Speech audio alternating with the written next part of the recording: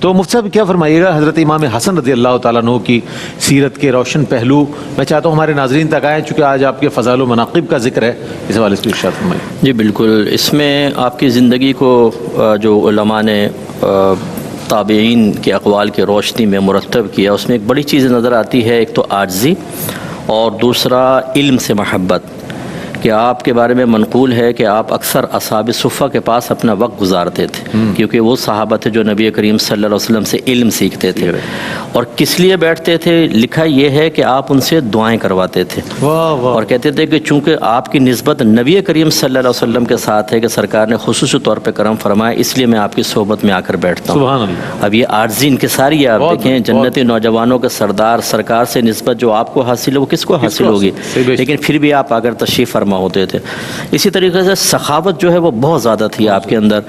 2 مرتبہ لکھا ہے کہ آپ نے اپنا گھر کا کل مال صدقہ کر دیا تھا، نیت کی تھی کہ کل مال دوں گا 2 مرتبہ، اور 3 مرتبہ گھر کا آدھا مال دیا، اور جب آدھا مال کی نیت کی تو 2 جوتے تھے، ایک جوتا اللہ کے بارگاہ میں دیا، ایک اپنے پاس رکھا،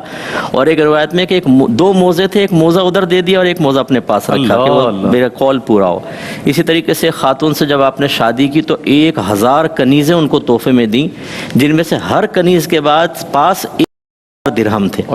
اتنے آپ سخی آدمی تھے۔ اور اسی طرح ایک دفعہ آپ نے یہ لوگوں کے سامنے کہا کہ میں اس بات میں شرم کرتا ہوں کہ میں اللہ تعالیٰ کی بارگاہ میں پہنچ جاؤں اور ایک مرتبہ بھی اس کے گھر کی طرف نہ جاؤں،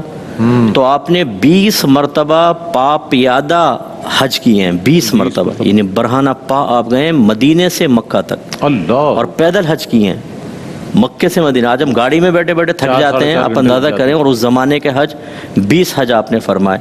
اسی طریقے سے آپ منتقم مزاج نہیں تھے، اور بہت سمجھداری کے ساتھ جب آپ کو ایک مشہور روایت کے مطابق زہر دیا گیا اور اس کے اثرات جسم میں آپ نے بڑے سختی کے ساتھ محسوس کیے، تو پوچھا گیا کہ آپ بتائیں کہ کس نے آپ کو زہر دیا ہے، تو آپ نے ارشاد فرمایا کہ جو میرے گمان میں ہے، اگر واقعی وہ ہے، اللہ بہتر انتقام لینے والا ہے، اور اگر وہ نہیں ہے تو میں کسی بے قصور کو خالی اپنے گمان پر کیوں احساس کو قتل کرواؤں۔ یہ بہت بڑی بات ہے کہ ایسے وقت کے اندر تو انسان ویسے جھنجھلاہٹ کا شکار ہو جاتا ہے، اور وہ کہتا ہے کہ بھائی انتقام کی طرف آتا ہے، لیکن یہ معتدل مزاجی یقیناً سرکار کے جو لعاب دہن اقدس اندر پہنچا اس نے برکات تو دکھانی تھی۔ اور اسی طرح ایک آخری روایت کہ جب آپ کا انتقال ہونے لگا تو کہتے ہیں کہ آپ نے لوگوں سے کہا کہ مجھے ذرا صحرا کی طرف لے جاؤ تاکہ میں ملکوت سماویہ پر غور کر سکوں۔